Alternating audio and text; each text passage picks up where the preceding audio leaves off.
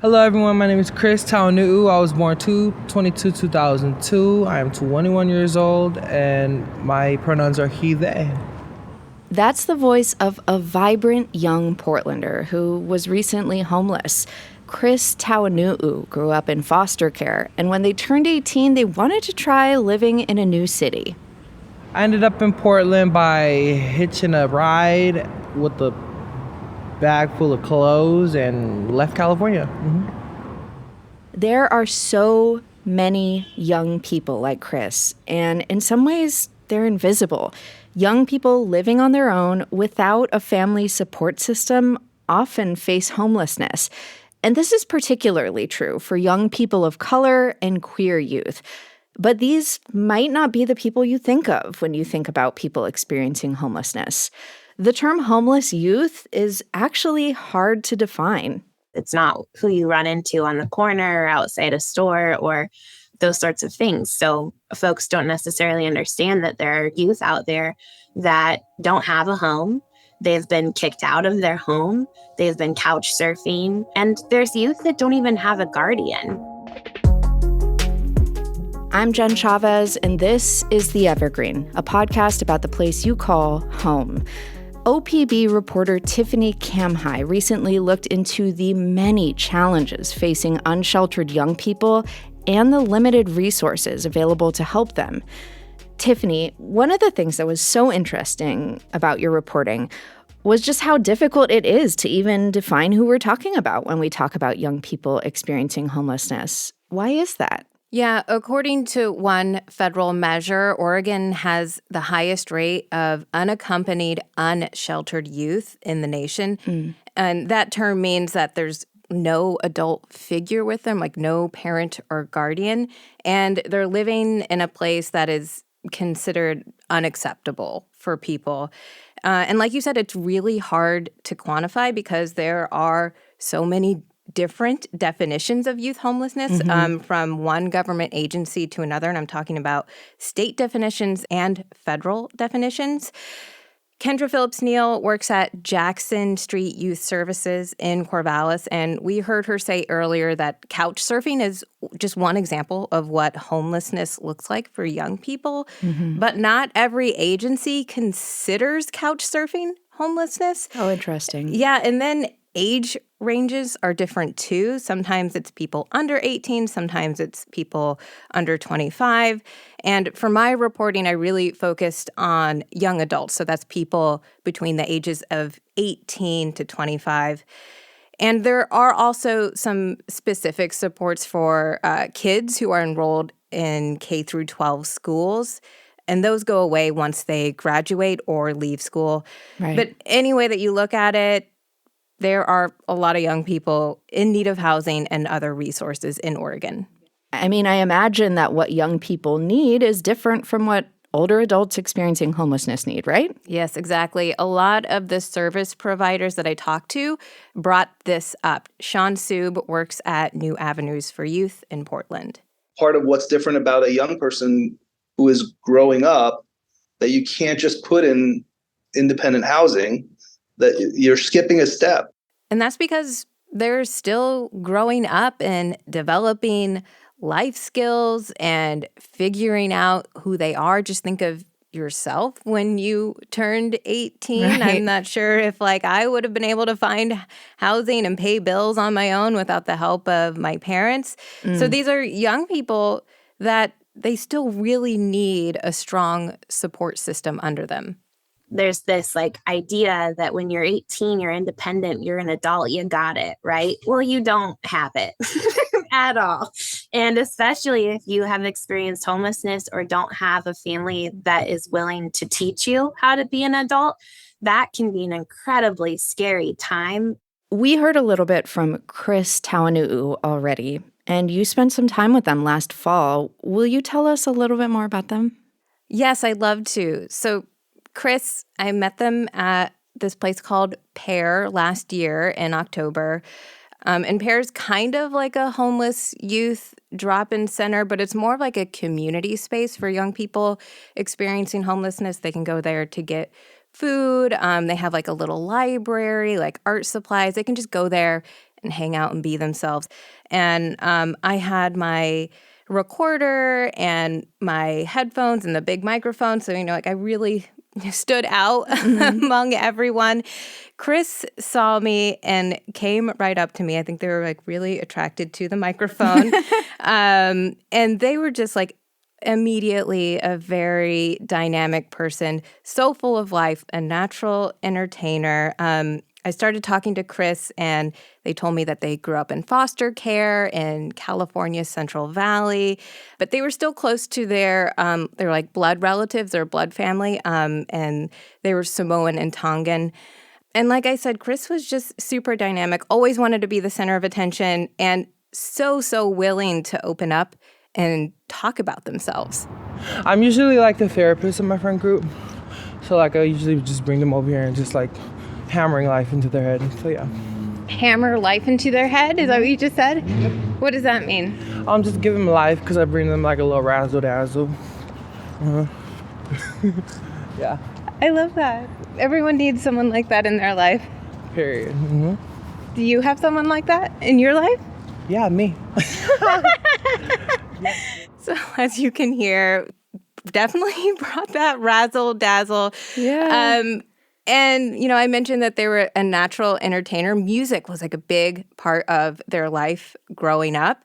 And they had a really, really beautiful singing voice. Their favorite style of music was R&B, loved Beyonce. Yes. I know everyone loves Beyonce.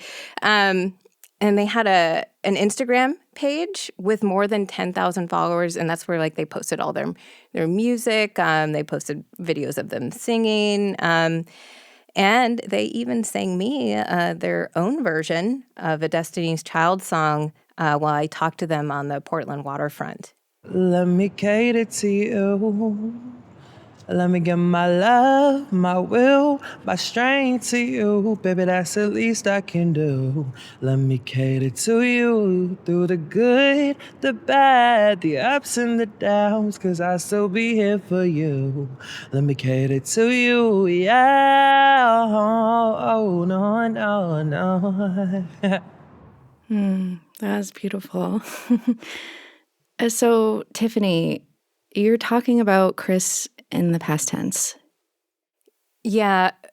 A few weeks after I interviewed Chris, a few weeks after I had just met Chris, they died. And the exact circumstances aren't clear, but they were found dead in their studio apartment in downtown Portland last November.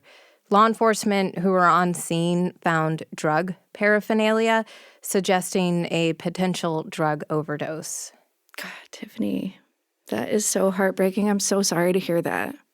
Yeah, it was shocking, but, sadly not that surprising because I had heard from a lot of homeless youth service providers that many young people who are or have been homeless are often dealing with substance abuse issues. And they also said young people are still dealing with the social isolation brought on by the COVID-19 pandemic. And then, of course, the emergence of illicit fentanyl in downtown Portland came around the same time. And I did talk to Chris a little bit about using drugs, and they said that they used, recreationally. They would sometimes use drugs with their friends. They would sometimes go and get drinks with their friends. But they said, it was nothing serious. They didn't have a problem with it. And they knew how dangerous fentanyl was because they knew people who had died from fentanyl overdoses. One of the service providers I talked to was Will Kendall. He runs a nonprofit serving homeless youth called Artist Mentorship Program, or AMP. Will got to know Chris really well. He was kind of like a mentor to Chris, and they would often play music together. Chris was such a incredible human being, on so many levels. Their energy, the love that they had in their heart, the pain that they had in their heart. Chris was fearless. But I think that sadly came from, they had experienced the worst things that could possibly happen in many levels. You know, we're working with kids 15 to 25. They are physically changing. They're emotionally changing. For most of them, you know, drugs and alcohol play a role because it's helping to reduce the trauma, reduce the post-traumatic stress disorder, right? You know, if these kids were coming from traditional backgrounds and had the kind of trauma that they had, they would be in therapy. They would have antidepressants, anti-anxiety medications. That's exactly right. That's such a good point. A lot of young people face trauma and mental health struggles, but not everyone has the same access to resources. And I mentioned earlier that queer and BIPOC youth are more likely to experience homelessness. Can you help us break down some of the reasons for that? Yeah, so research has shown that youth experiencing homelessness are more likely to be Black, Indigenous, other people of color, also people who identify as lesbian, gay, bisexual, transgender, or queer. And the reasons behind that are basically systemic racism and heterosexism. And I should also say people who interfaced with the foster care or juvenile justice system, they are much more likely to experience homelessness too. Yep, that tracks. If you're more vulnerable in society overall, you're also more likely to experience homelessness. For young people who do want to get into a recovery program, what does that look like for them? So just like with a lot of other services, what works for adults might not work for young people. And there are a few youth-specific and peer-led substance use recovery centers in Oregon. One of them is 4D, and that's in Portland. Tony Vesna is the executive director there. Now, with kids, one of the most effective strategies is to have a positive peer group, okay? Where basically the young people have that social contract with each other. And so when people enter it, they enter these norms around not using anymore, right? Okay, let's take a short break. And when we come back, we'll hear about another program set up to help young people who've experienced homelessness. So, Tiffany, we've been focused on addiction services, but obviously, young people experiencing homelessness are facing a slew of other problems. You did some reporting on a solution that's set up to help young people in a new way. Can you tell us a little bit more about that? Yeah, I think one of the most interesting solutions I've reported on is a pilot program here in Oregon called Direct Cash Transfers. It's a statewide anti-poverty program focused on young people in Oregon, and it's based on the concept of universal basic income. So the barrier to entry is really low. And young people who've experienced homelessness, they can receive cash payments of $1,000 a month for 2 years. And then they get to decide how to spend that money. There's no restrictions on it. They also get access to a one-time $3,000 payment, and they're calling that like an enrichment fund, and they can use that at any point during the 2-year period. The state partnered with a nationwide homeless youth nonprofit called Point Source Youth to bring this direct cash program to Oregon. And I spoke to Angela Huff at Point Source Youth. What we decided to do is look at cutting out the middle person. So the cash now is taken directly from the funding source and given directly to the young people, and they're able to use it as they deem necessary. Yeah, that is so interesting. Where does the funding for this come from? And also, how are the people who are part of this program using the money they've received? Yeah, those are good questions. The money for the pilot comes from Oregon's general fund, and the cash payments to young people plus the administration costs add up to just over $4.4 million over 2 years. And I talked to some of the young people who are a part of this program about, what they were spending the money on. Dakota is 24 and lives in Central Oregon. They've used some of the money to buy a car. They also put some of it in savings. And they told me they're planning on going back to school to finish up a degree in computer information systems. Most of this money has gone towards long-lasting, sustainable things for people like housing and vehicular transport. like paying off long-term debts, things that everybody would do if they got money handed to them, you know? I also heard from Melissa Wands Munoz. They're 22 and grew up in and out of foster care for about 9 years in Portland. In 2019, they started couch surfing at friends' homes, but now they have their own apartment in Northeast Portland. And they're also part of the program. They put most of the money towards basic needs, like groceries. Mm-hmm. They were also able to buy some items that they needed for their apartment, like a bed frame and a table. Mm-hmm. And they also bought a phone for their 11-year-old sister, which I thought was really sweet. Aww. I think this is a really big, huge beacon of hope. I don't know. I think that it's helped me believe more in my dreams of like making collective change and working with people to demand our needs getting met. Yeah, that is really cool to hear about.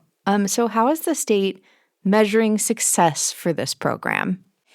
Yeah, that's a little tricky to measure because it's still in the early stages, but initial state data shows nearly 2/3 of youth participants in the program have been housed since the pilot started a year ago. And I should say that some of these young people were already in the process of getting housing when the program started. And participants are encouraged, but not required. Again, nothing is required to take advantage of other resources offered by the service providers who distribute money. And that's things like financial literacy classes or like a renter's 101 class. I think it's called like a rent well class. Oh, cool. And according to the people running these pilots, a lot of them are taking advantage of those additional resources. I think the biggest thing for me when it comes to direct cash transfer is that we have to do a lot of unpacking with our own biases and what makes us feel that we cannot trust the young people.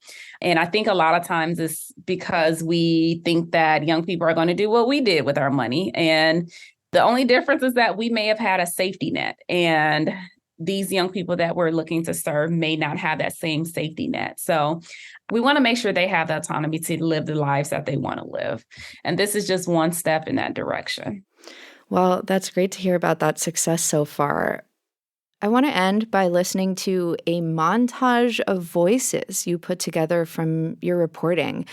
Can you tell us about these 3 young people we're about to hear from? Yeah. So I spoke to 2 members of Oregon's Youth Advisory Board, and that's a board put together by the State Department of Human Services. It was created last year, and basically these young people are able to put their input on initiatives and services related to youth homelessness. I also spoke to another young person I met at a drop-in center in downtown Portland. All 3 have experienced homelessness, and all 3 are now in stable housing. And basically, I just asked them to share a little bit of their own experiences and how they would change up Oregon's approach to youth homelessness if they could.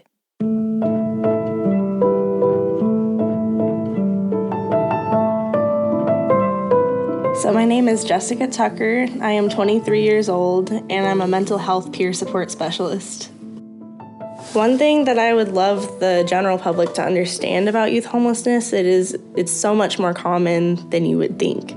So a lot of people will complain and have issues with the homeless community, like people in the parks, but what they fail to see is all of the kids and young adults that are in there as well. I had a mother who was struggling with addiction and her mental health. So from age 12 to 17, I was couch hopping, and I was also staying in a youth shelter, which is where I work at now, actually. I struggled a lot trying to stay in school and trying to just focus on myself because I always had to kind of babysit my mom and make sure she didn't overdose. There's got to be something done to have more help for people that are struggling with addiction and more resources for the child that is having to deal with their parents' addiction and the aftermath of all of that. My name is Austin Four. I am 16 years old, and I am living it currently in Eugene, Oregon. I've spent 4 years of my life, total time, being homeless. It's not an easy thing to live on the street, especially when you're a kid, especially when you have all this stigma around you. There's not only physical problems, there's normally psychological ones that are much worse. Having people who just see you as a human being and hold you and hold space for you and make sure that you are doing okay. It's so important. My name is Brant Mina. I also go by the name Dioawaroi, which means son from the river. I am 26 years old. The most powerful thing I learned when I was unhoused was the power of who you know, but also your ability to communicate really clearly who you are and what you need. That's really hard when all you've ever known is instability. That's really hard when nobody's ever trained you how to do that.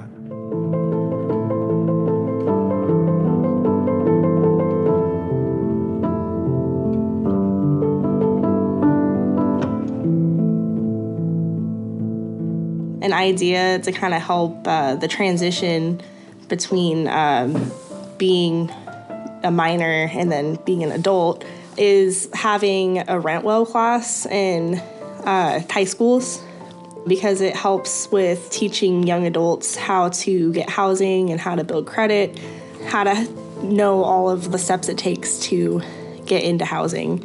So it would be a big help because there's many youth that don't have parents or people to guide them with those things, and it's a big contributor to youth homelessness. The number one thing that I wish people would understand about being homeless, like how mentally draining it is, how scary it is to not know your future. You don't know if you're going to be uncomfortable when you sleep. You don't know if you're going to have food. You don't know if you're going to have water. You don't know if you're going to have anything. The reality of it is the system that exists is not accessible to everyone. I was homeless for 3 months and out of it, right, in 3 months because I have a good head on my shoulders and a college education. And that's not equal at all, right? Like, those opportunities are not equitable for people to access. I would like the general public to understand that there's a strong need for there to be a change to start preventing and aiding youth homelessness so it's not as common. And that change needs to happen now. It's going to take the community as a whole to work together, to bond everyone together, get them working, and fix this problem. Hang in there. Hang in there. Hang on to your hope. You are going to need it. And if you got some stability, you're going to need to extend your hand to your neighbor. So hang on.